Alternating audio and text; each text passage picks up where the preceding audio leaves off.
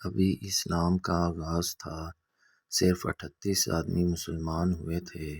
مکہ کی بستی کافروں سے بھری ہوئی تھی۔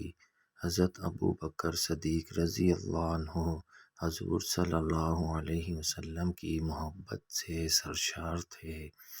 حضور صلی اللہ علیہ وسلم سے التجا کی کہ مجھے اجازت دیجیے کہ میں لوگوں کو اعلانیہ آپ صلی اللہ علیہ وسلم کی رسالت کی اطلاع دوں اور آپ سے فیض یاب ہونے کی دعوت دوں۔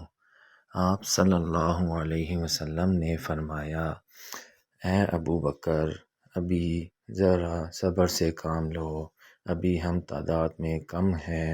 حضرت ابوبکر صدیق رضی اللہ عنہ پر غلبہ حال طاری تھا۔ انہوں نے پھر اصرار کیا، حتیٰ کہ حضور صلی اللہ علیہ وسلم نے اجازت دے دی۔ حضرت ابوبکر صدیق رضی اللہ عنہ نے بے خوف و خطر لوگوں کو اللہ اور اس کے رسول صلی اللہ علیہ وسلم کی دعوت دی۔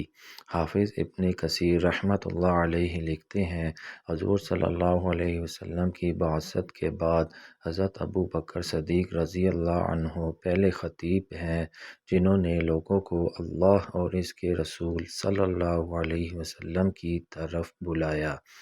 مشرکین مکہ آپ رضی اللہ عنہ پر ٹوٹ پڑے۔ آپ رضی اللہ عنہ کو سخت پیٹا اور روندا۔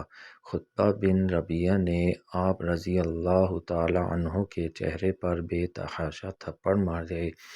آپ رضی اللہ تعالی عنہ قبیلہ بنو تمیم سے تھے۔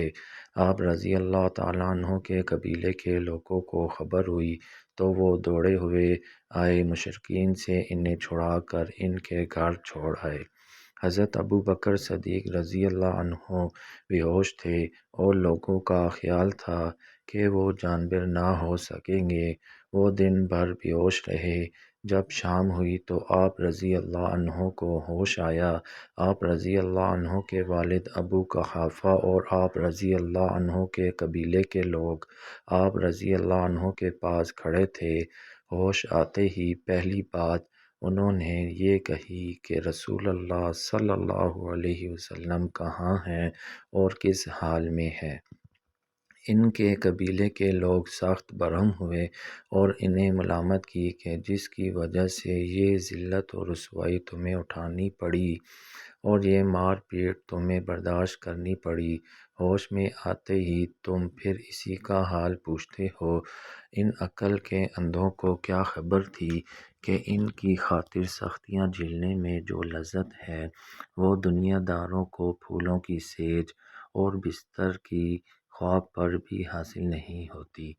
ان کے قبیلے کے لوگ مایوس ہو کر اپنے گھروں کو لوٹ گئے اور ان کی ماں ام الخیر سے کہہ گئے کہ جب تک محمد رسول اللہ صلی اللہ علیہ وسلم کی محبت سے یہ باز نہ آ جائے اس کا بائیکاٹ کرو اور اسے کھانے پینے کو کچھ نہ دو۔